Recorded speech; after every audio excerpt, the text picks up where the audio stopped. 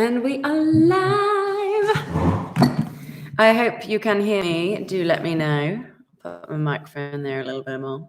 Fabulous. Welcome back, everyone, to A Speech a Week with me, Pippa, your acting guru, go-to BFF. We are here today to look at Viola from Twelfth Night, one of my favourite plays.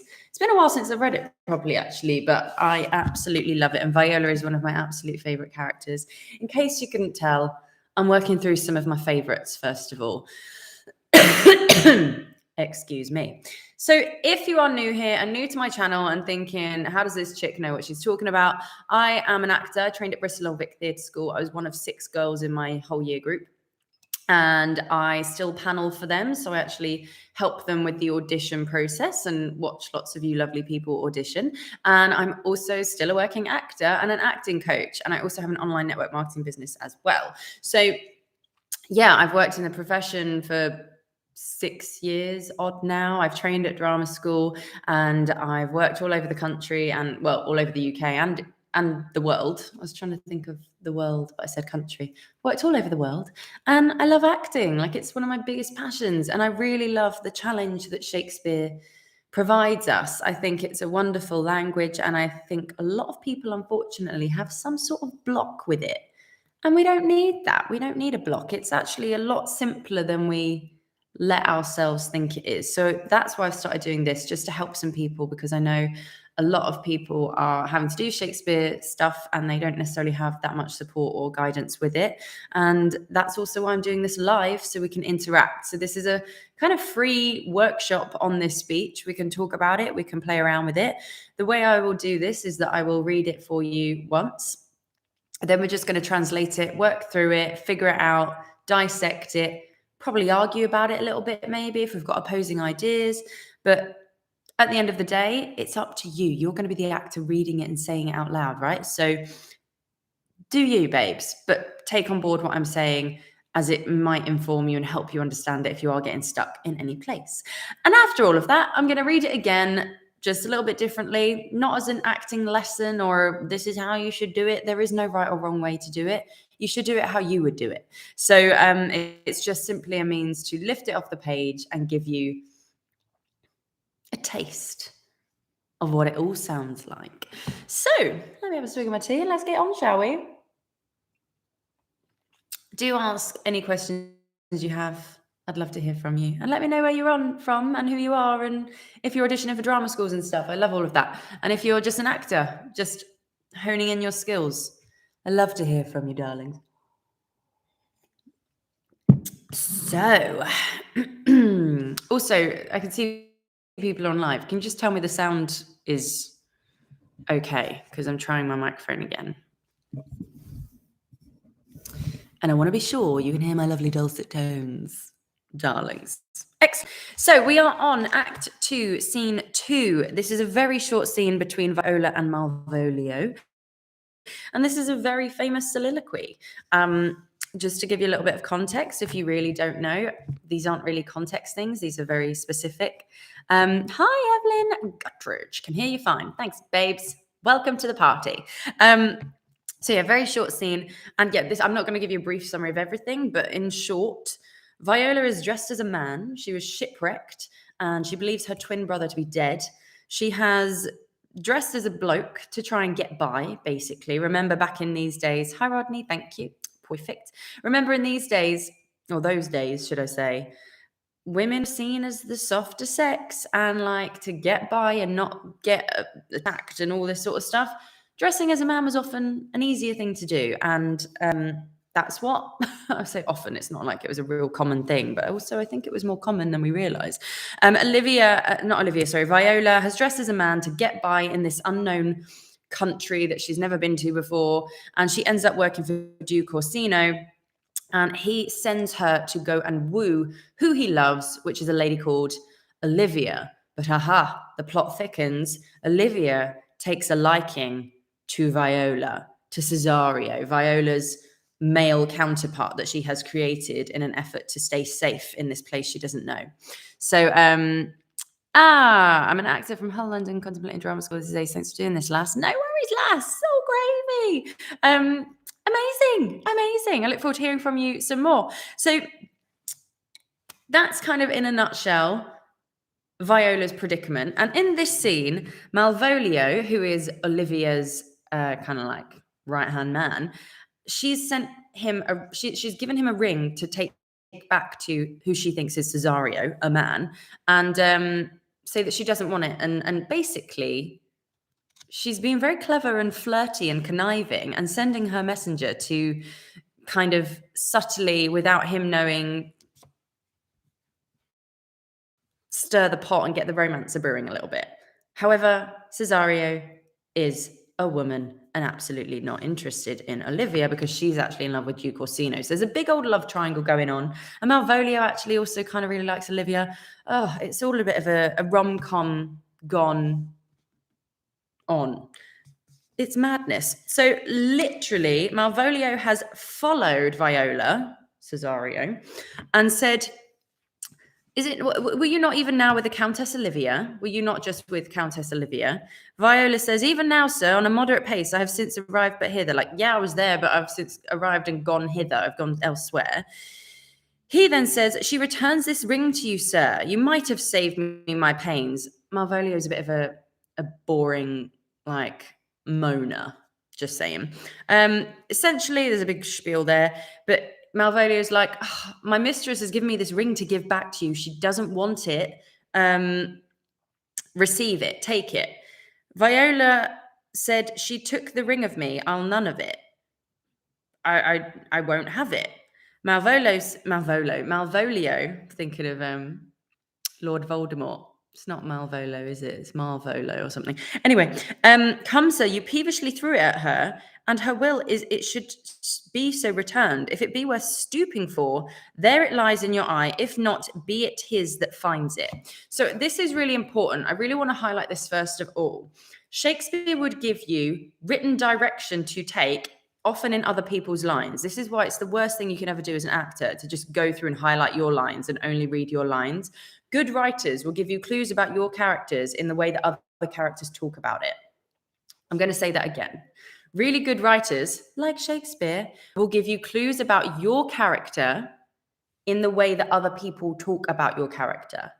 So bear that in mind. And the direction here, he says, come, sir, you peevishly threw at her, and her will is it should be so returned. If it be worth stooping for, so stooping, bending over for, there it lies in your eye. He doesn't necessarily put it in her hand. He puts it on the floor. I think he throws it at her. So again, that's not really a direction about what Viola's character is like, but it is a direction as to how the ring is given to Viola. So bear that in mind. I think it's an important thing. For the sake of a drama school audition, perhaps it might be worth imagining it is in your hand and having the ring in your hand. But it does say, there it lies in your eye. If not, be it his that finds it. So it's on the floor. Whoever wants it can have it. Translation. Okay? What? And then we go into the soliloquy. So Malvolio exits and Viola is literally like, what? I don't understand. And so I'm just going to read it for you. I'm going to lift it off the page. I'm not going to try and act it particularly brilliantly well or anything. So I'm just going to, well, I am going to act it. I guess that's what it is when I read it. But, you know, I'm not here to win an Oscar. I'm here to help us learn and play around with it a little bit. It's like a rehearsal. How exciting. So let's do it. I left no ring with her. What means this lady? Fortune forbid my outside have not charmed her. She made good view of me.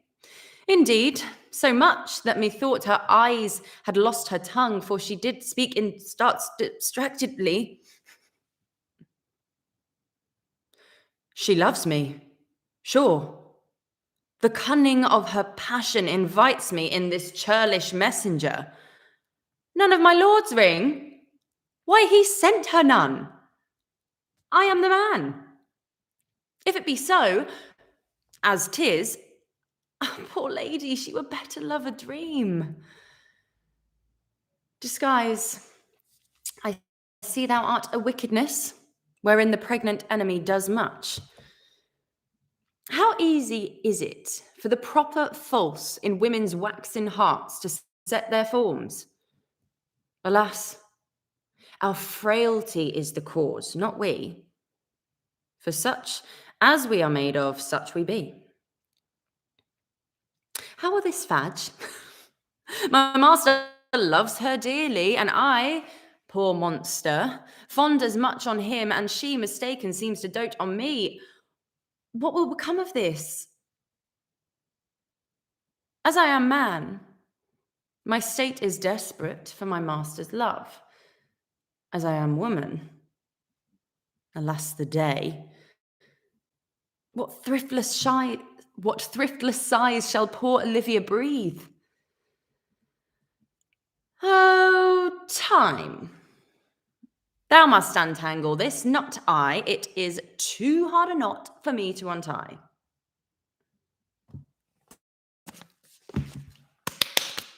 Off. So, first thing to point out, I had, obviously, you saw me fluff the lines a little bit there. What thriftless sighs shall poor Olivia breed? It's a tongue twister. It's the thrift and the less and the shushes and all of these things. Practice those so you don't do what I did. And also, I missed a syllable. As I am woman, now alas the day. I said alas the day. The line is now alas the day. So all these little discrepancies, part of why I want to do this live as well, so that you can see an actual actor like getting it wrong. Like there's no way that Adrian Lester or Rory Kinnear just picks up and nails it. And I'm sure, sometimes we have good days and we do, but you don't. Like you work at it, you try hard at it. And, the Royal Shakespeare Company, for example, they work really freaking hard at getting this right. So let's have a little work through it for us, shall we? I left no ring with her. What means this lady? So I left no ring with her, colon. What means this lady? Punctuation is very, very important in Shakespeare, so do not overlook it. It is giving you a little option to think further on the line. And this speech is so fabulous because she is literally thinking things out loud with the audience, not to the audience, with the audience. Remember, soliloquies are opportunities for you to interact with the audience, with the other characters of the play. The audience are always part of the play, especially in Shakespeare. So make sure that you are not treating this as a really internalized camera piece. Like I was using the camera to talk to you a little bit, but gesturing off on occasion to Malvolio and Orsino and to Olivia, right? So make sure that you are using the audience and trusting them and treating them like your friend. I think that's a really important thing here with this speech. So she says, I left no ring with her. I mean, that's quite straightforward, isn't it? I didn't leave her a ring.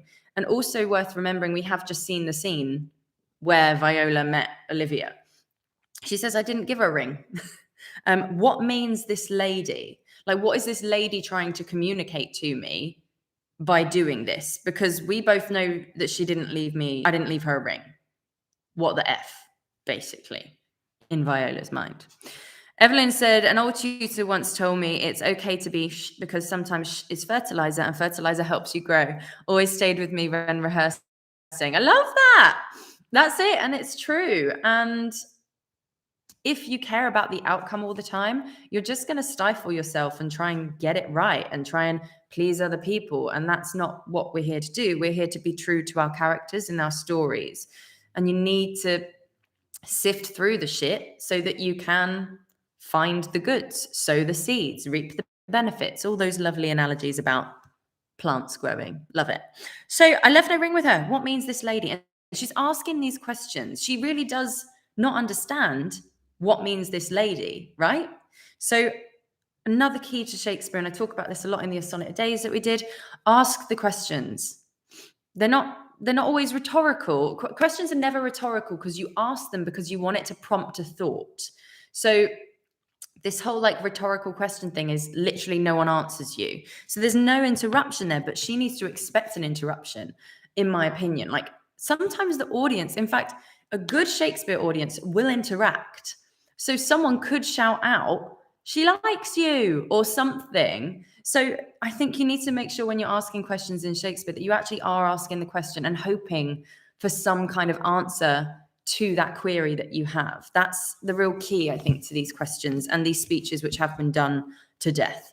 So What means this lady? What does she mean? What's she trying to say to me? And then Viola, because I think she is quite a plucky, playful, imaginative person, goes down the idea.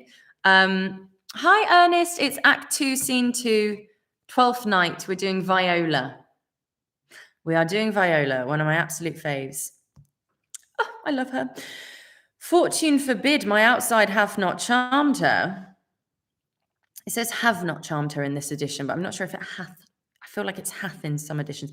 Fortune forbid my outside have not charmed her. Exclamation mark. So big old clue there. It's an exclamation mark. I think Viola's playing around a little bit here. Let's not forget, she's probably got a bit of PTSD going on. She was shipwrecked, abandoned. She thinks she's alone in the world, and now she's dressing as a bloke. She's clearly quite someone who is clever and knows the way the world works. And because she is talking to the audience, her friends, she might be a little bit more lighthearted in this situation. And because it's such an obscene idea, that's why I think she brings it up. Imagine, fortune forbid, heaven forbid, she doesn't fancy me. And I think she's laughing about it. I think she's actually thinking, oh God, imagine she falls in love with me. That would make my situation even more of a pickle, right? For want of a very ad-libby translation there. So, I think she does go to the extreme and joke around saying, oh, imagine if she fancied me. How funny would that be? And then she kind of goes along on this idea a little bit more. She made good view of me. So she made good view. She took a good look at me. Indeed, so much. So that's all in one line. So indeed is a positive affirmation, isn't it? Yes. So much. So she's kind of adding, if you look at the language in this speech, she adds more to it. She does it later on as well. If it be so, as 'tis. She's saying that she's thinking so fast that she is kind of repeating herself a little bit and saying the same thing in other ways because her thoughts are escaping her so fast, and she's trying to get this out and she's going with it. So she made good view of me. Yes, she did. My outside did charm her, perhaps. She did look at me well. Yes, so much that methought her eyes had lost her tongue, for she did speak in starts distractedly, full stop. And this is the first chunk. I've coached this with a student of mine recently. This is the first chunk where there's a gear shift, in my opinion. So just to translate that previous bit, indeed, so much that methought her eyes had lost her tongue. Obviously, we know that eyes don't have tongues, right? But what she's saying is, I thought her eyes made her voiceless because she was probably, and again, this is a brilliant direction for Olivia. So if anyone's playing Olivia and they're not reading all this stuff, it's quite important because it makes us realize in that scene where it was Viola and Olivia talking, and Viola was attempting to woo her, Olivia needs to be wide-eyed and enamored and speak in starts distractedly, because that is what Viola recalls. So I'm all about teaching generous actors and making sure that you are giving as much as you can to the other actors. This is why I encourage you not to just go through and highlight your lines. Your character is described by other people, and other characters are described by your character. So Olivia, being a good actor and a generous actor or actress, whatever, will absolutely have read this and given Viola, you the actor playing Viola, whoever, these things. Thoughts, speaking in starts distractedly, making good view of you, checking you out a little bit. They should be doing that, in my opinion. So methought her eyes had lost her tongue, for she did speak in starts distractedly. So speaking in starts is kind of kind of staccato, and I kind of did that. I reenacted it a little bit. Not necessarily the best way to do it. I don't think I've ever done it like that before, but I did. So, she did speak in starts distractedly, still kind of going along with the joke, so that when the gear shift happens, when Viola says, she loves me, sure, that's when the realization is that Olivia actually kind of fancies Viola. She loves me. Sorry, not even fancies. Loves me. Sure. So do you see what I'm saying about the gear shift there, everyone? Let me know. And also notice the rhythm of the language thus far. We've had kind of like a semicolon split in the first line with a question. we've got an exclamation mark, and then we've got 3 lines that kind of run on with some punctuation flitted in between them. It's a nice rhythm to ride in that 3-liner. She made good view of me, indeed, so much that methought her eyes had lost her tongue, for she did speak and starts distractedly. And it's a full stop there, big clue. And one thing I would say about this speech as well, people often think this is a comedy speech. It is, in a way, like it's funny. This is a comedy play. However, it's also a really tragic play. There is no comedy without tragedy. And you've got to recall that Viola has been shipwrecked. She is grieving. She has just gone through an absolutely ridiculous trauma. And to top it off, she is in love with a man who thinks she's a man. So yeah, it's kind of a ridiculous situation. And she highlights the ludicrousy of this situation. Fortune forbid my outside, I've not charmed her. Like that would just be the icing on the cake, right? She's working her way through this, but we've got to remember that for her, this is actually quite a problem. This is a dangerous time for her to be living. If someone discovered that she was a woman dressed as a man, on this new island that she's living in, they might stone her to death. Like, she doesn't know. They could go, like, I think we need to remember that depth and brutality of her situation to help us find the truth and therefore find the humor in it. And that's just something I would say in general about acting. If you think it's just comedy and you play it for laughs, yeah, you might get a few laughs, but the best comedians, I'm thinking of Steve Carell in Anchorman, and Will Ferrell, actually, Maya Rudolph, Amy Poehler, Tina Fey, they know how to play it truthfully, and that's what makes it funny. Will Ferrell, an elf, absolutely believes he's an elf. That's what's so charming and makes us laugh and love that character, right? He's not Will Ferrell pretending to be an elf and not really believing it. What makes the story so good is how much he is hurt when no one believes that he's an elf, and how mean his dad is to him because he's an elf, right? So remember that. It's such an important thing. If ludicrosity is not a word, we are going to start it as one today. Thank you, Ernest. Always got my back. Ludicry.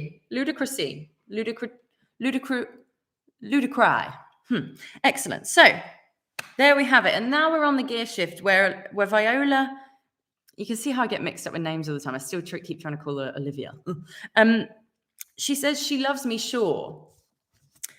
The cunning of her passion invites me in this churlish messenger.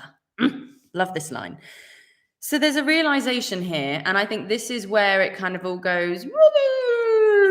And if it were a film piece, the camera would go vroom, and like close up on my face.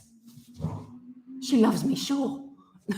Like almost like that. Okay, if we're going to look at it from a cinematic perspective, I feel like that's what could happen. And because this is a comedy piece, some of the I suppose cinematic rhetoric that we would use to depict a comedy film would be funny close-ups or ellipses or silly music where it's like dun dun dun and suddenly close in on the face or the eyes and the panic sets in, So think of it like that sometimes. And I think thinking of it from a cinematic perspective can really help us, especially as actors who maybe haven't seen a lot of theatre, especially in COVID times, or, Netflix is the new age of watching film and cinema and stories. I think it can really help to try and articulate it. If you were doing it as a film piece, how would you maybe use the camera to tell the story?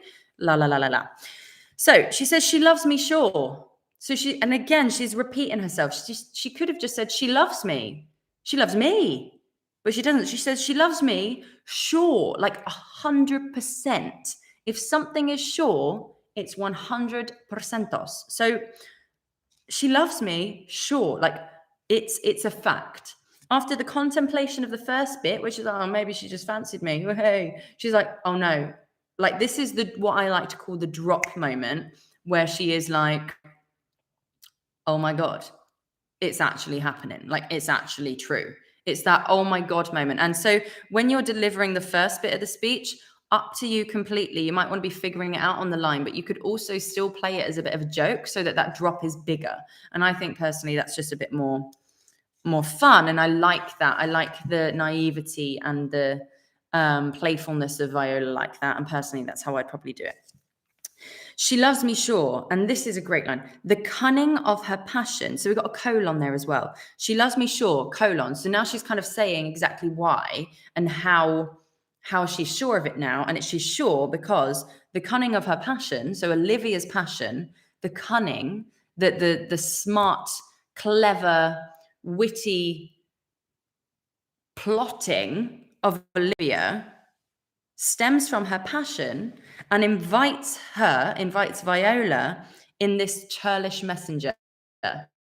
In the churlish messenger, which up to you could either be Malvolio, which I think it could be, but also the ring.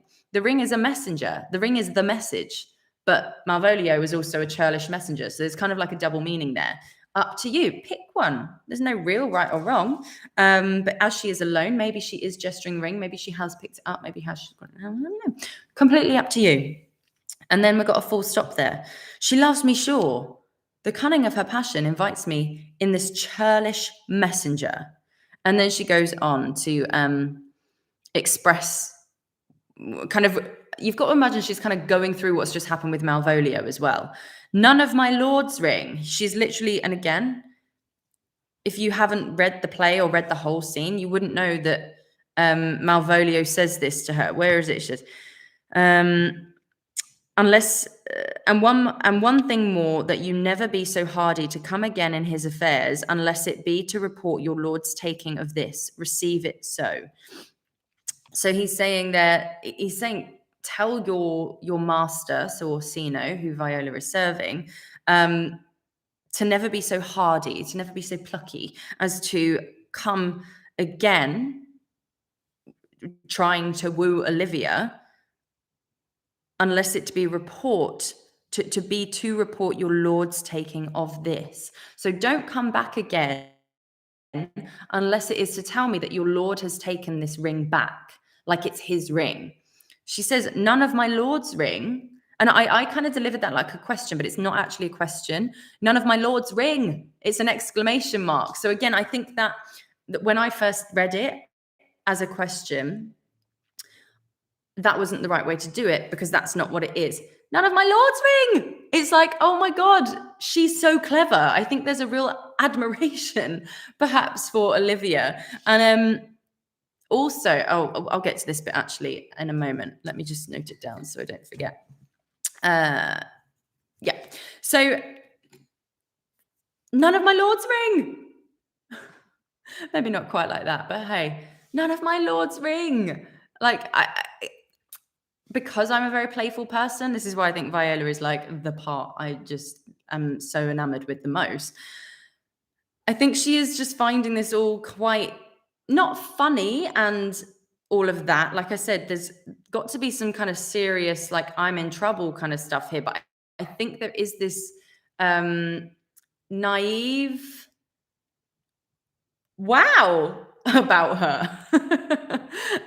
Depending on how old we make her as well. You know, maybe she's a super, super young person. I think maybe she really is. So she's probably kind of fascinated by the behavior of all these other people. You know, she's never been in a situation like this before. So she's on a discovery. And I think this speech is all about discovery. So in that none of my lord's ring, I think we can have a real playful sense of discovery from Viola there. Mostly because of the exclamation point midline. So then she says, none of my lord's ring. Why? He sent her none. So she's really spelling it out, not just for the audience, but for us. And in fact, the audience know all of this. We're seeing it before she is. So again, I think we need to play the genuity of her vulnerability, of her naivety to make this work. Why? He sent her none. Like, the audience are like, we know. We know that, babe. But what's so beautiful about this speech is that Viola doesn't know it yet. So she makes that statement, none of my lord's ring. Why? He sent her none.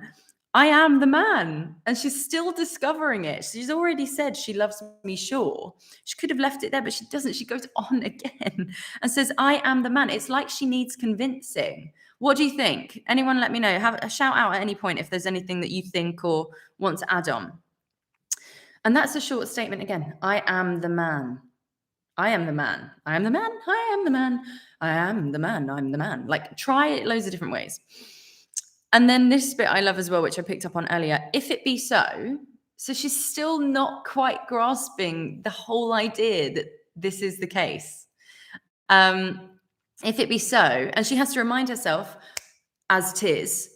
Again, I think that's a really lovely, it's so lovely. So lovely. As 'tis.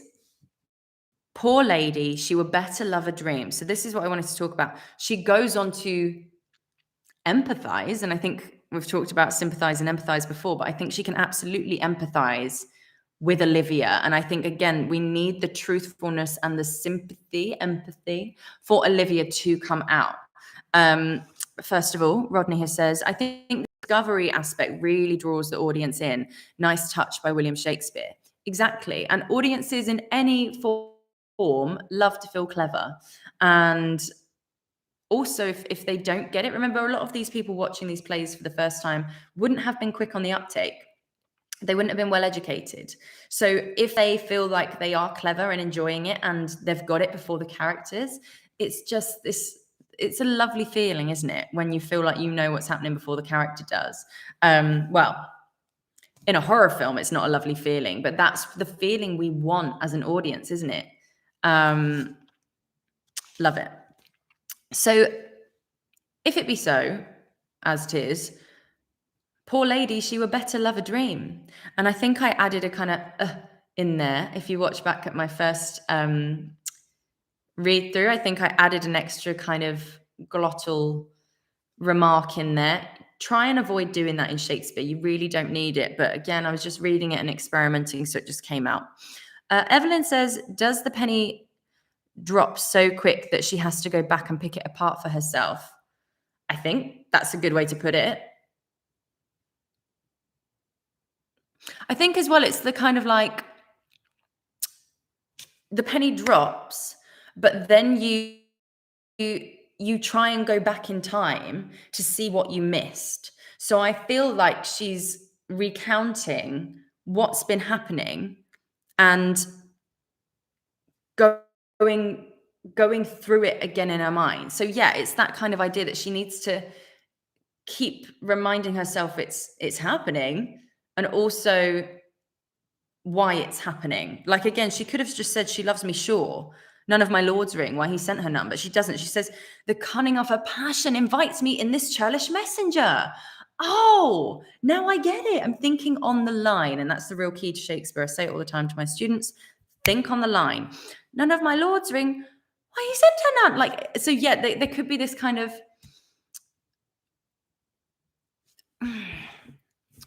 just to go a bit further into this, because again, I don't know if what I've said has sunk in or not, but I think what would help with this speech, actually, even though I've already said it's like she's going back and recounting it, I think there has to be a sense of rather than the idea of going back and recounting it, just to quote you there, Evelyn, I think it needs to be this idea of, like I said, discovering it again. So it's rather than going, oh, but he sent her none of my ring and da da da da. It's going, oh, but that happened, and then that happened, and then that happened. Now I get it. Oh, of course, it's so obvious. Does that make any sense with my kind of physical representation? It's not like, well, this is now and that's what happened. This is now, that's what happened. I understand now, but I've got to go back and do this. And again, this is me being really pernickety about how we're thinking about it, but it's making sense in my brain. Rather than this kind of like toing and froing from past to present, I think we need to run with it more. Do you know what I'm saying? Hence why the discovery is so delightful from Viola. None of my lord's ring. Why you sent her none? Like I've never seen anyone do it like that, and I think that could help. And again, I am the man. Like the absolute surprise of this, not like, even though it's a dreadful thing, we could play it really dreadful or really like astounded. I don't know. There's so many ways to do it. And again, Evelyn, as you actually are a kind of working actor, don't take what I say as gospel. Like, really play with it for yourself and make sure you put your own stamp on it and your own take on it, and do what makes sense. Do what makes sense for you. Do what makes sense for you. Yeah, that does make sense. Excellent. So going back to this idea of empathy for Olivia, Olivia is in mourning, I believe. It's for her, is it her brother or her dad? I think it's her brother. Someone correct me if I'm wrong. But has Viola just lost her brother? Yeah. Is Olivia available and able to express her grief like a woman should be able to express her grief and loss? Yes. Is Viola? No. So again, looking at these female characters, there are some real similarities between them, but also these added complexities of Viola's situation. Olivia can just kind of do what she wants and flirt with the boys and grieve and make a meal of it or whatever. Viola can't really do that. However, I think there is some sort of empathy and lovely caringness, a lovely caring quality to Viola that makes her empathize with Olivia. Poor lady, she were better love a dream. And so not only have these women got something in common where they're both grieving, which we don't really touch on, but it's definitely something to think about. They're both loving a dream in a way. Although Orsino is Orsino, he's not disguised as anything. Viola is in love with him, but she is dressed as a man. And that's not what, she knows that he's straight, effectively. It's a sexuality issue here. Sexuality issue? You know what I mean? Like, not an issue, but that's the issue here. She's straight, he's straight, but she's dressed as a man. We have a problem here. If Orsino was gay and fancied Viola, she might be all for it, but actually, as soon as he discovers she's a woman, he's not going to be interested, right? Surely. Unless, again, and these are all things that could be put into the production. It depends what kind of production it is. Maybe if Orsino was bisexual, Viola could be worrying over nothing. So I like to add these little bits and bobs in there because when I eventually create these productions, I would love to explore all of this sort of thing. But still, so if we're going to go with the linear, binary kind of depiction that we have of love, that man should love woman, that is not what I believe, but the way that it should be in these times, she's in trouble. Viola is in trouble because Orsino is a man and thinks she's a man. Olivia is in trouble because she loves Cesario, but it's not Cesario. It's a woman. So I think what Viola is doing here is essentially playing on her own longing and empathizing, my Essex came out there, empathizing with Olivia for her longing. She's longing for something she cannot have, just like Viola is longing for Orsino, which is something as a man she cannot have, which she talks about a little further on. Does all of that make sense? Any other outbursts from anyone? Say outbursts, you know what I mean. It's not an outburst.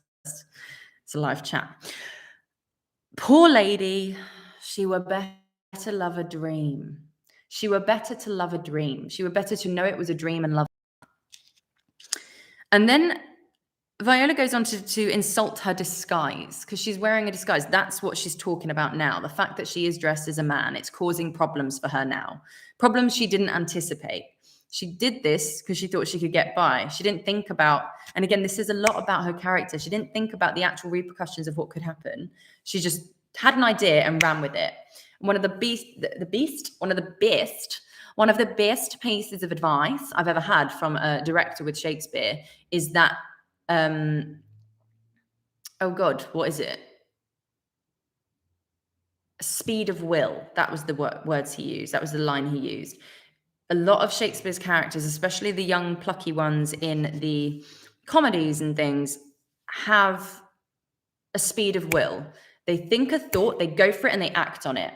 And I think that is something that we don't have as much these days. I think we do overthink and we think, oh, what will people think of me because of social media and all this sort of stuff. Back in those days, there was no social media. No one cared what they thought of each other because they were all in a bit of a shit show, trying to, get by every day and not be too depressed, right? There was a lot less distraction. So I think if you had a thought, you would normally kind of act on it a lot quicker, I think. It was a much more visceral time. And so we've got to remember that with our characters. And it can be really hard for us as modern actors to grasp that, I think. A really great book to read on that actually is The 5-Second Rule by Mel Robbins, which is all about acting on impulse.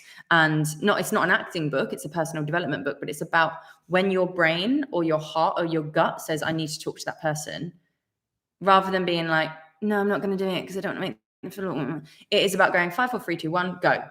And that's what we need to remember about these characters, especially Viola. It is 5, 4, 3, 2, 1, go. So she goes on about her disguise now. Disguise. I see thou art a wickedness wherein the pregnant enemy does much. I love that line. We're getting a bit Shakespeare-y about it, but bear with me. Let it wash over you. So what's she saying here? Disguise. She's talking to her disguise.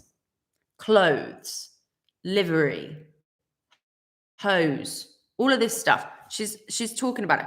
Her hair being up. Think about how has she disguised herself in your mind's eye, and know that. You need to know that. Disguise. I see thou art a wickedness. And again, it's quite dramatic language. I see thou art a wickedness. Do you really? Like, you're just wearing it and you're kind of talking to yourself in your own outfit. So that's kind of like ludicrous, isn't it? So again, tells us a lot about her character. Disguise, I see thou art a wickedness wherein the pregnant enemy does much. So actually, let's have a quick look up of pregnant enemy. Because I don't know if that's like symbolic of something like Satan or something, pregnant enemy. I don't know, just thinking, spitballing here. But the way I see that,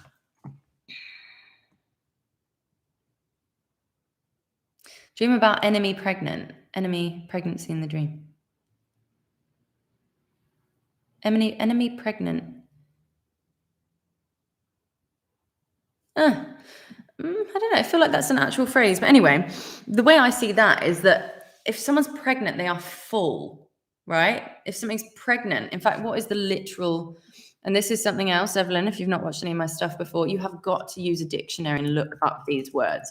I've seen some other people like talk you through speeches on YouTube, and they just kind of give you the gist. It's really important to know exactly what each word means and know if there are subtle double meanings, triple meanings, much like loads more meanings to a word, especially older fashioned ones that might have been used in the olden days. So always look up words, even if you think you know what they mean. So pregnant, it says containing a developing embryo, fetus, or unborn offspring within the body. Full, teeming, right? So like I said, that's what I'm thinking of it here. She's not necessarily talking about giving birth. She's talking about being full and rich and like bloated, really. And do you see how it makes me gesture down at my abdomen? You know, when your belly is just out and you're like full. It's not really a good feeling, is it? And also it makes me think of gluttony, which was a sin, which makes me think pregnant enemy, gluttony, gluttonous, like this, I don't know, something bad, basically. And I feel like that's what she's saying here. She's saying that her disguise is actually one of the sins. It is a wickedness. It is wherein the pregnant enemy does much, wherein the full enemy does much. It's doing lots to her. And maybe she's even like puffed up a little pillowcase under her belly. I don't know. So rich in significance or implication, the pregnant phrases of the Bible. For some reason as well, Google isn't giving me what it usually does when I ask for definitions of words, which is really bothering me because it was really good. So Ernest says pregnant, in anticipation, like a pregnant pause. Fantastic. Exactly. Another meaning which we don't think of. Is it maybe also implying it's potentially hidden or secret? Lovely. Absolutely. So there's something else brewing or afoot or growing. So it's like the enemy is maybe growing in secret, and it's the disguise is getting out of hand now. Maybe again, like, although it's a tricky line, we've all got a kind of gist of what we think it means and what it makes us think of, right? So it's really important to not just skim over these lines that sound a bit Shakespearean, we're not too sure what to do. You've got to kind of go into it that bit more. So she says, disguise, I see thou art a wickedness wherein the pregnant enemy does much. So this is actually really valid. And just running off Evelyn's point here, disguise, she's saying that I see you are the wickedness. So let's pretend my iPhone is the disguise. This is a disguise. I see you are a wickedness, wherein, so inside the disguise, so Viola, the pregnant enemy much. So there's a sense of blaming herself here. The pregnant enemy, she's saying she's an enemy, which is actually reinforced later on when she calls herself poor monster. She feels disgusting about what is going on. I think that's really, really important to remember. So fabulous. I think we've had a lovely discovery moment there.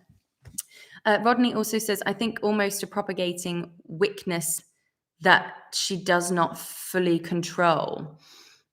I think almost a propagating wickedness that she does not fully control. Like it's something right. Okay. So yes, she can't control the disguise. The disguise is kind of not controlling her, but bringing other situations to her. Is that what you're saying? Because absolutely, it's that her actions now are getting out of control. And this is not ideal for her. Meant wickedness. Yeah. So the disguise is something now out of her control. Even though it was something initially used to protect herself, it is now starting to cause problems for her. Really good. So let's leave that one there because I think that's it. I think we've got that gist. And I think it's really important to remember that that initial thought of empathy and feeling of empathy for Olivia carries us through the next few bits. All right, Evelyn, definitely do, because we've got some more golden nuggets coming your way. Have a lovely day. Bye, everyone. Well, bye, Evelyn. So yes, so they're moving along. How easy is it for the proper false in women's waxen hearts to set their forms? Exclamation mark. So this is definitely another bit that I know people really get stuck on and just skim over, and you can see it a mile off. First of all, have you Googled or looked up in a dictionary every word in there that you're not entirely sure of? If not, do it. You can't cut corners like this, people. Actors, assemble. So let's just translate this a little bit. How easy is it for the proper false, which is a weird line in itself, weird word in itself, in women's waxen hearts to set their forms? As I've already touched upon, like women were deemed hysterical and stupid and, you know, despite, as we touched on last speech a week, the female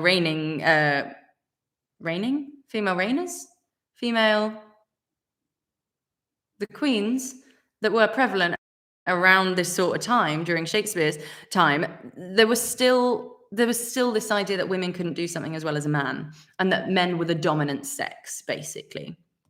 And so she's talking about gender here, and she's talking about how, as a woman, the way I see this is actually, I'll be really interested to see what you think, Rodney and Ernest. How easy is it for the proper false in women's waxen hearts to set their forms? How easy is it for us to melt and just be malleable and manipulated and proper false? This is the bit I really enjoy as well. So proper false, if something is proper false, it either means in my mind's eye really false, or it is like in opposite. So if something is proper, it is true, it is honest. But then if something is false, obviously that's the opposite of that. So let's just have a little look up of proper. Oh, there we go. Now it's working. True. So in British says truly what something is said or regarded to be genuine. Right. So that's my initial thought.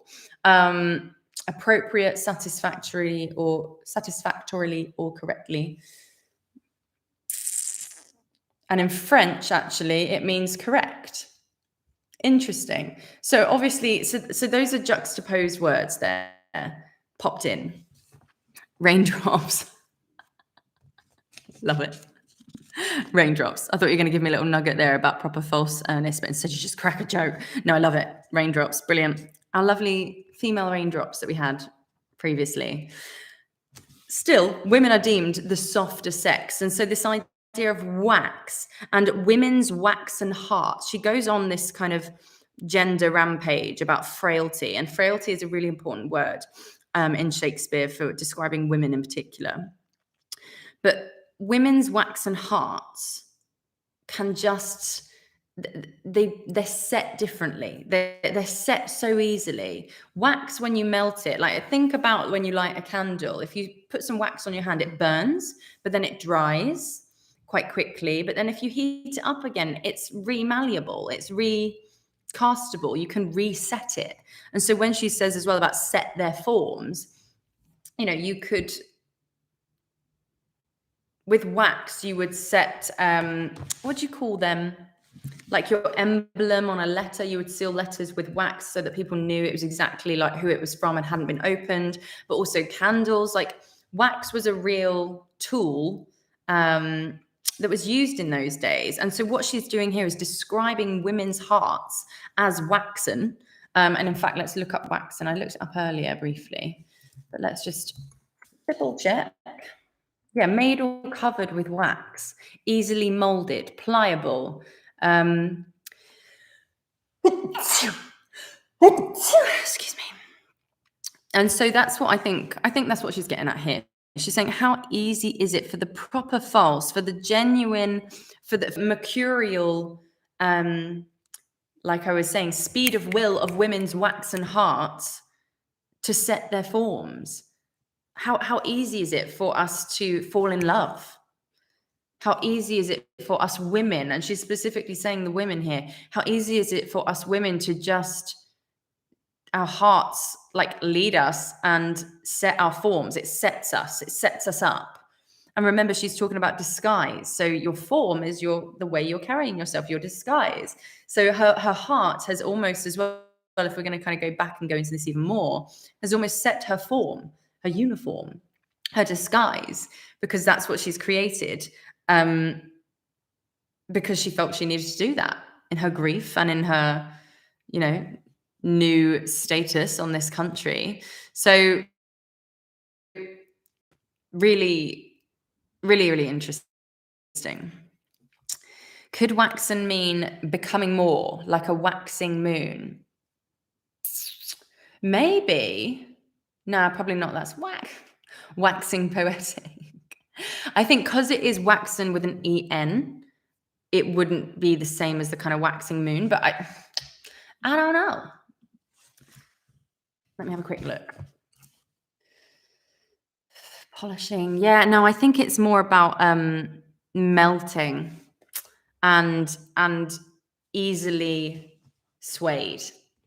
And they say that about women, don't they? And we've talked about genders throughout this time and everything, but women were often the ones to blame. If a woman got pregnant out of wedlock, it was the woman's fault, but the sexual double standards for men were absolutely different. So I think she's not, I think of the time, I do think Viola is genuinely kind of believing this. I think she's a young twin, and I think she actually, maybe does think that, or is starting to think at least, that maybe women are these kind of malleable, frail, she goes on to say frailty in the next line, people that are really, I always say mercurial. I always talk about mercurial tendencies in Shakespeare, but I think it's this kind of like hot, cold, up, down, dark, night, which is what Shakespeare does. He always plays the oppositions, right? And uses juxtapositions. So yeah, if you're stuck on that line, basically, if you're an actor watching this, really have a think about it. But I think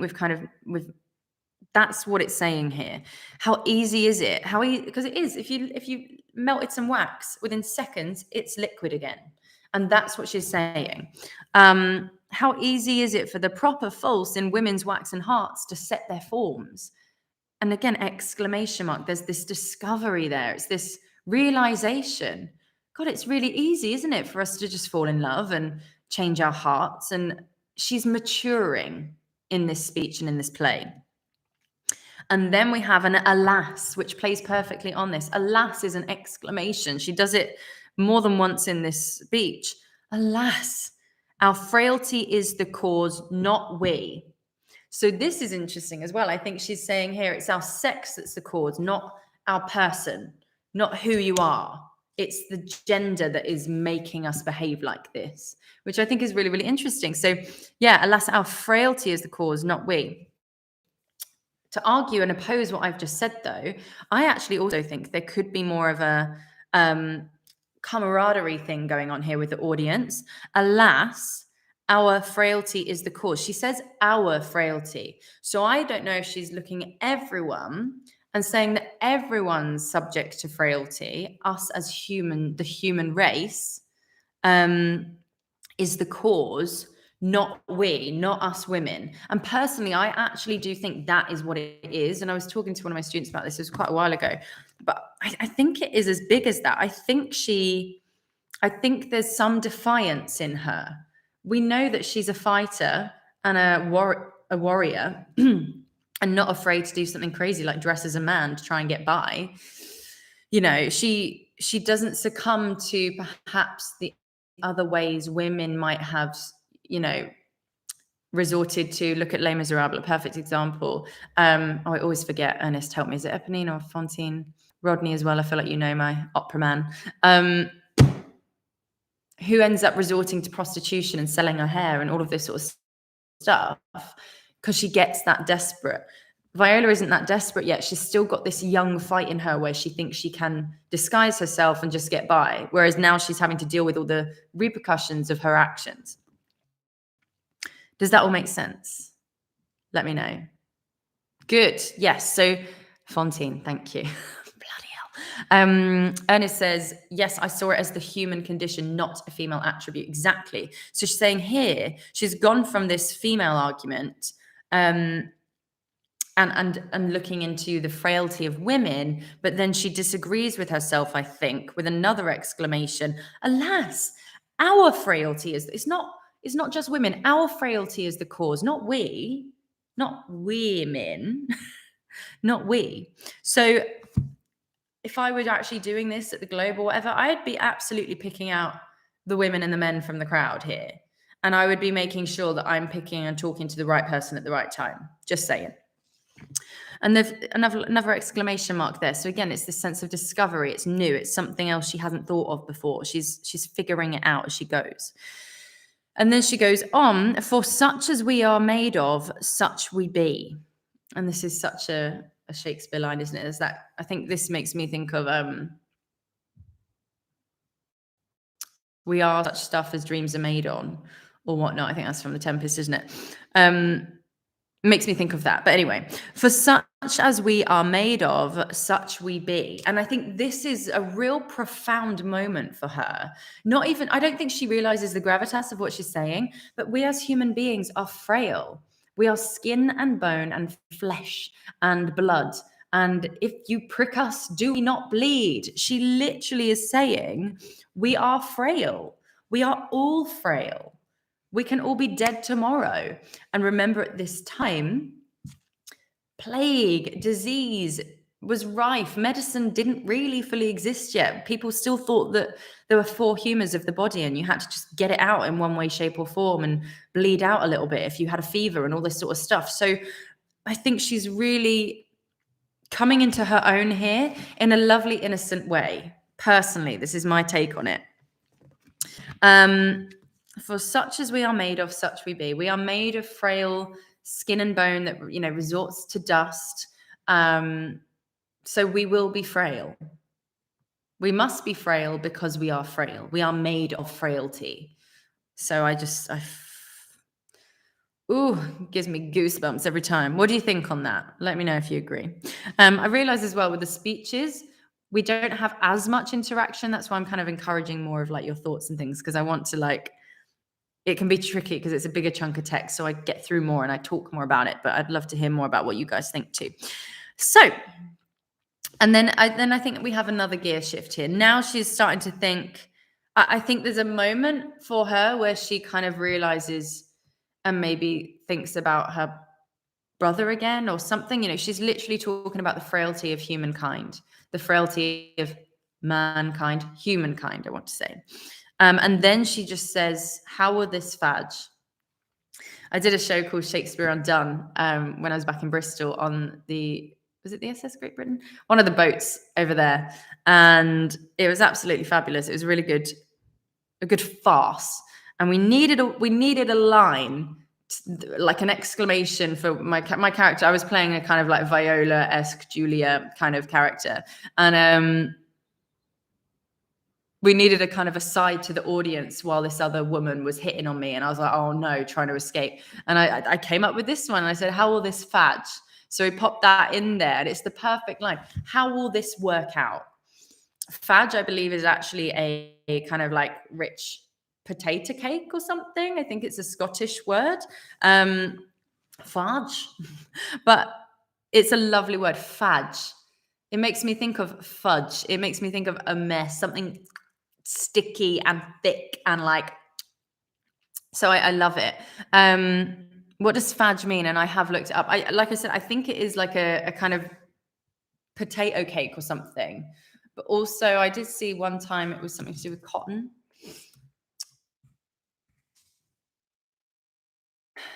Potato bread. Interesting. It says a thick round loaf of bread on Merriam-Webster. And where did I see the cotton thing as well? Also says definition of fadge, archaic, to fit surroundings and consequently to thrive or avail. So that's really important as well. And this is a great example of why you need to look these things up. Like we kind of get that, how will this fadge? We kind of get what she's saying, like how's this going to work out? But also fadge, it's this idea like what did it say there? To fit surroundings. How will this fit my surroundings? How will this thrive or avail or fail? How will this go? So interesting. It also says fits to its surroundings. Yes, so it fills a void, shape-shifting. No moral compass, blows with a current opinion, flows into a mold then. Yeah, Rodney, lovely. So yeah, absolutely. So, you could take it as at face value and be like, oh, it's a funny word. I'll just play it really funny. But you need to know all of these things because at the time she probably, maybe she was on a boat. Things like potato bread and like thick stuff like that would have lasted a while, right? You'd have wrapped it and kept it and that would have been your snack and that would have been all you'd eaten, right? So maybe that's something she is related to as well. I don't know, up to you to make. So changes with the current opinion, no base, 100%. How will this, and I think how will this go is actually a really good word to slot in there for instead. How will this go? She's not saying like, how will this end or how will this work out, although she's saying work out. I think how will this go? I think there's again a naivety and an innocence there where she's just like, what's going to happen next? So there could be a sense of excitement there as well. Like, how will this fadge? Like, oh my God. And then she's answering that question. So although it's a rhetorical question and no one says anything to her, it does say she goes on to explain and try and figure it out again. So she starts to explore the love triangle that she's found herself in. So how will this fadge? So we could even direct that like, well, how will this fadge? So my master, how's this going to go? Because my master loves her dearly and I love him. So does that make sense? It depends how you want to do it, but how will this go? My master loves her dearly. My master, Orsino, loves Olivia dearly. And I, poor monster, fond as much on him.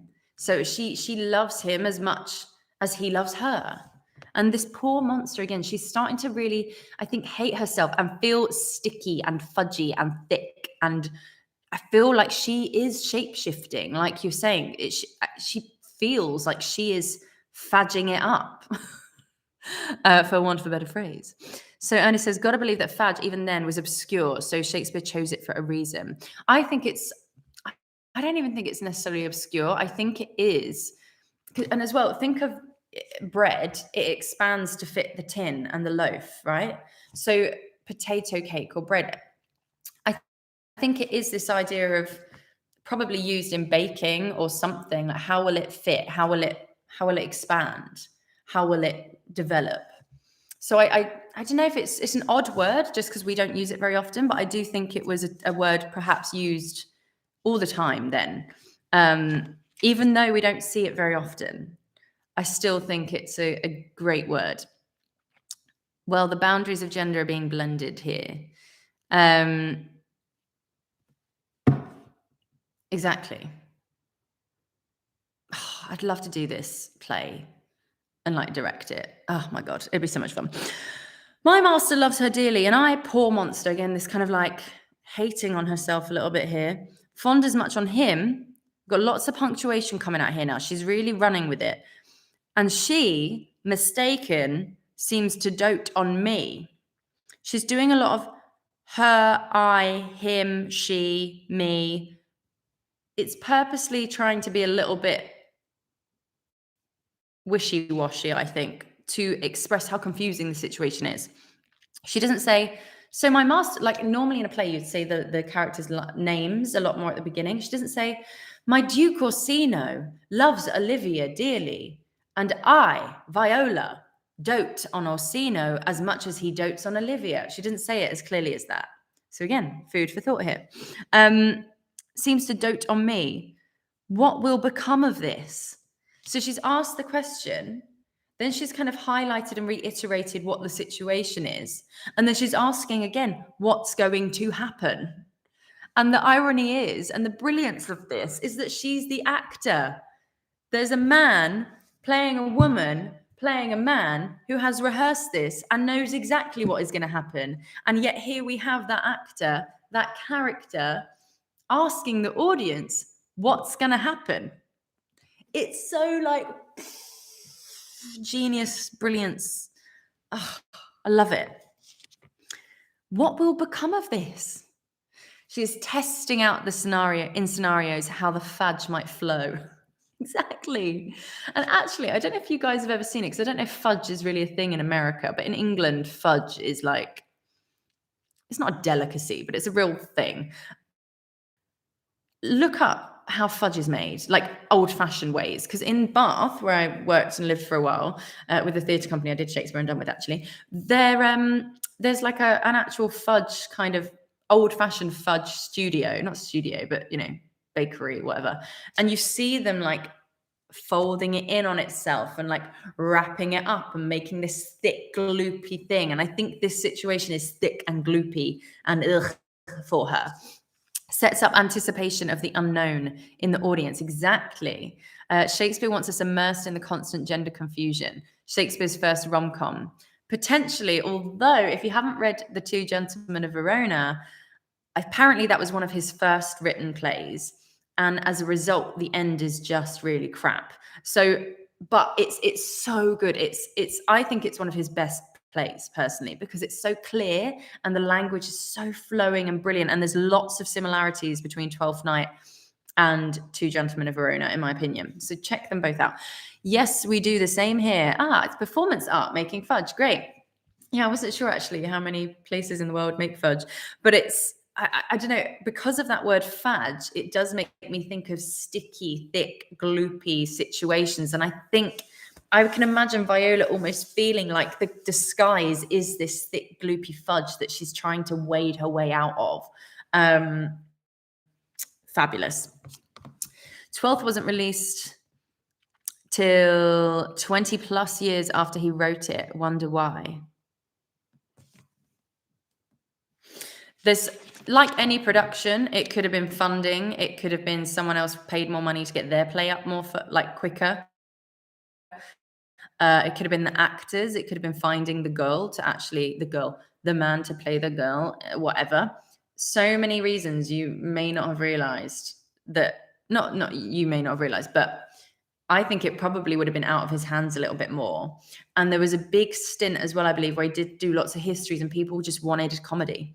And depending on the politics of the time, which we kind of touched on last time a bit here and there and everywhere, I think he would have had to play to the audience. And if there was a real depressing, oppressive time, like when all the theatres were shut and the plague was going round, I imagine bringing the first play back after that as some kind of history play might not have been the best idea. So maybe, and again, I'm sure it's all documented somewhere, but if he had 2 cents and a brain, I think he would have done a comedy after a shit time like that, maybe.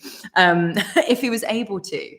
Remember, other financiers, he depended on these people that owned the globe and did all of that. So just like normal theatre and filmmaking now, you rely on other people helping do their cog job.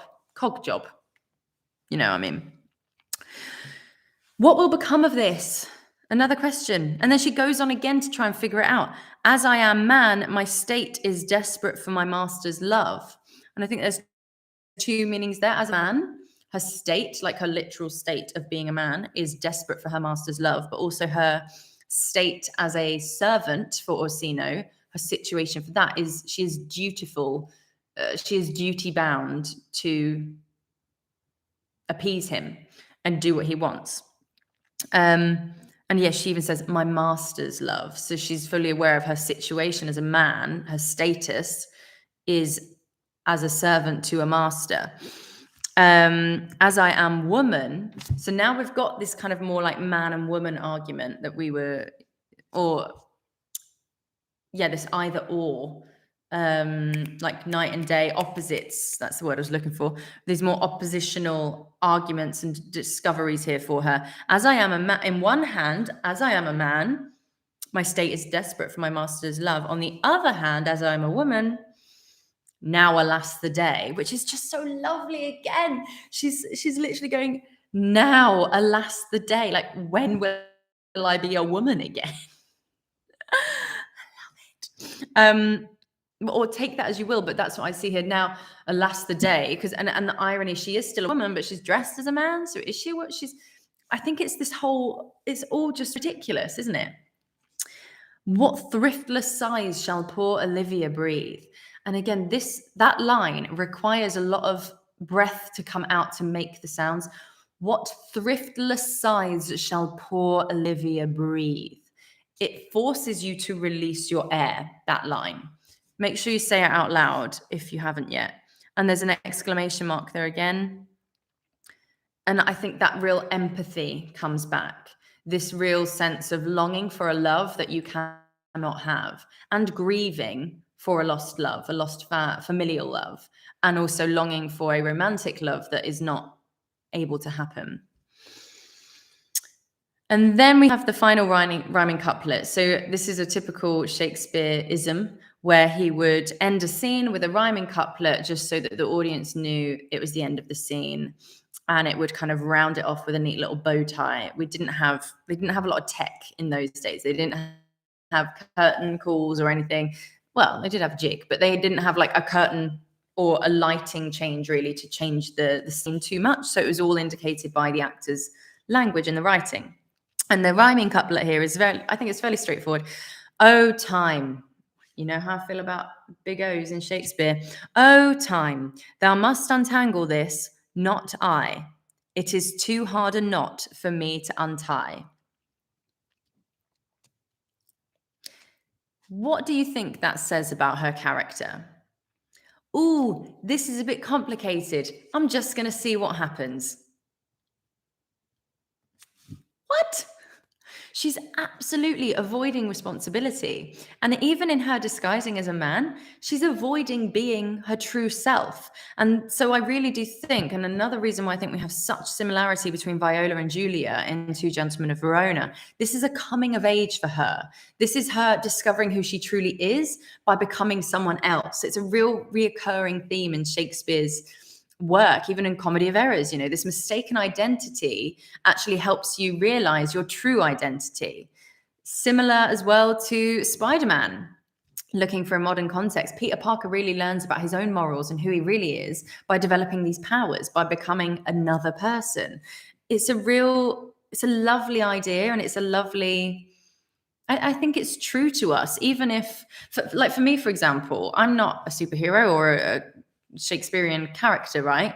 But when I was growing up, I did things I didn't particularly enjoy to experience and see what I did enjoy and who I actually was. And when I say that, I mean things like I worked in a bank and I hated it. I've done certain, waitressing jobs and I've hated it. But it made me, by being someone else, even in a job title for a while, it made me realize who I truly was.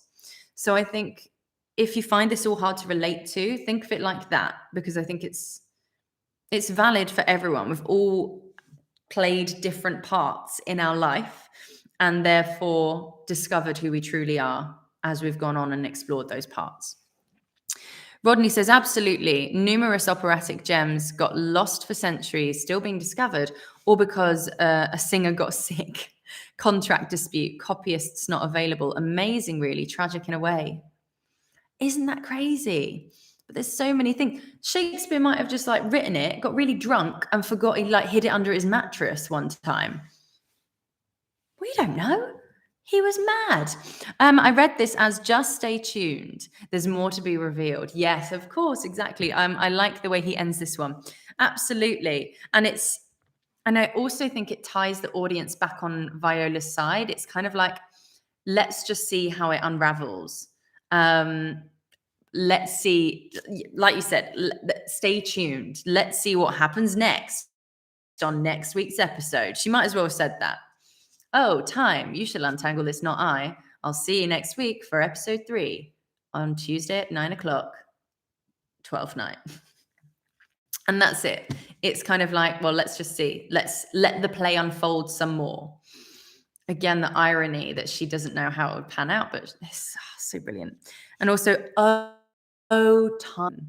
I feel like there is this kind of conjuring with her a little bit. And I think she does this in her opening soliloquy a little bit. No? Don't know if I'm thinking of something else. I think she's quite dramatic with her language. There is a fair behaviour in thee, Captain, and though that nature with a beauteous wall doth oft close in pollution, yet of thee I will believe thou hast a mind that suits with this thy fair and outward character. I think she's not too naive at that beginning, but I think she's pretending even then to be someone of more stature, and I think she's not of bad stature, but you know, playing up to whoever she's talking to. And it's something we all do every day. I talk to my mum, different to how I talk to my brother, different to how I talk to my nephew, different how I talk to my partner, different how I talk to my clients. So, you know, it's a real interesting thing.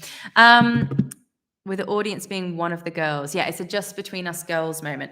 Yeah, and I think pretty much. And I think but this is it, different in contrast to Amelia, which we looked at last week. I think there is a real kind of gender, well, there is a gender directive, like attack on the male sex in Amelia's speech. In this one, Viola is attacking her own sex, similar to Lady Macbeth, actually. Well, not similar to Lady Macbeth, she didn't really attack her own sex, but still. She's talking about her sex in a way that is disappointed, but then she turns it around and gets everyone else involved in that, which I just love in this section. Alas, our frailty is the cause, not we, for such as we are made of, such we be. She's gone from saying about how women's waxen hearts are easily pliable to, well, actually, I think it's all of us to blame or at fault here, or we're all in this together. So I think that's the right idea. Like, it's just between us girls, but I also think it's just between us. I feel like she could also just say it's just between us lads, because she's dressed as a man, but she's also talking to a big array of men in the audience. So I think it's like just between us, everyone. Yeah, really, really interesting. Let's read it one more time. Thank you so much for watching. Let's give it a whirl and let's see what else we've got here from lovely Viola. Oh, I'm molting. I've got hair there. What time are we on? Ay, caramba. Get your money's worth, don't you? Right, let's go. So I've just got a ring. I'm going to use my hairband for now.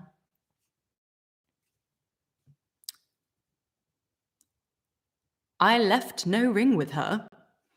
What means this lady? Fortune forbid my outside hath not charmed her. She made good view of me.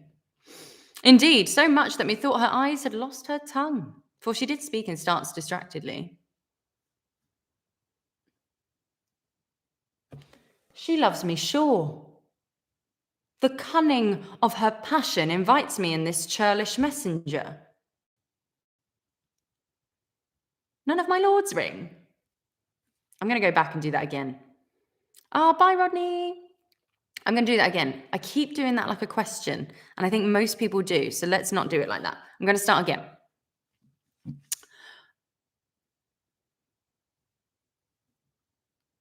I left no ring with her. What means this, lady? Fortune forbid my outside hath not charmed her. She made good view of me. Indeed, so much that methought her eyes had lost her tongue, for she did speak in starts distractedly.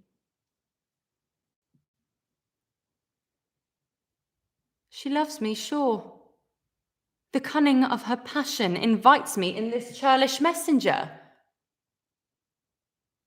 None of my lord's ring. Why, he sent her none.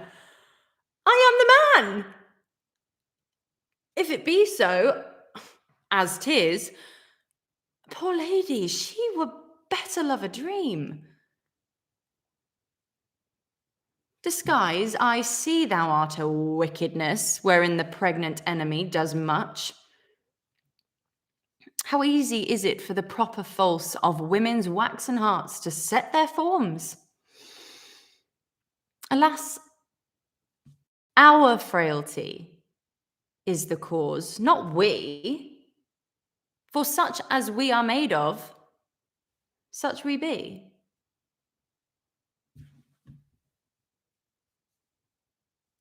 How will this fadge? My master loves her dearly, and I, poor monster, fond as much on him, and she mistaken seems to dote on me. What will become of this? As I am man, my state is desperate for my master's love. As I am woman, now alas the day, what thriftless sighs shall poor Olivia breathe? Oh, time. Thou must untangle this, not I. It is too hard a knot for me to untie. Yeah, off I go. Bye, bye, bye. Tricky there, isn't it? I didn't really feel like I was vibing with that one, but that's cool. Like, you know, throwaway masterpieces and all that. There's so much in there. And I think because I was trying to use the lens more, it didn't help me with when I was looking through the gender argument. But still, this is all stuff that you can rehearse and work on and play around for yourself. But I think having a real clear sense of the audience and knowing who you're talking to is really, really important in a speech, and just enjoying it, but also feeling the gravitas and the weight of the situation, which is tricky to navigate, but really important, I think, with this character and this speech. So let's leave it there, shall we? I hope you enjoyed that as much as I did. Turned out to be a really, really long one.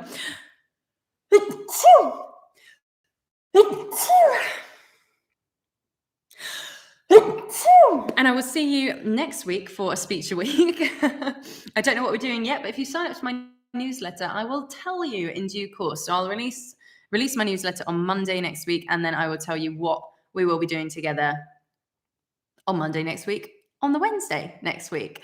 Have a lovely rest of your day. Thank you so much for joining, Ernest. Really good to see you again as always. And yeah, take it easy. Peace out.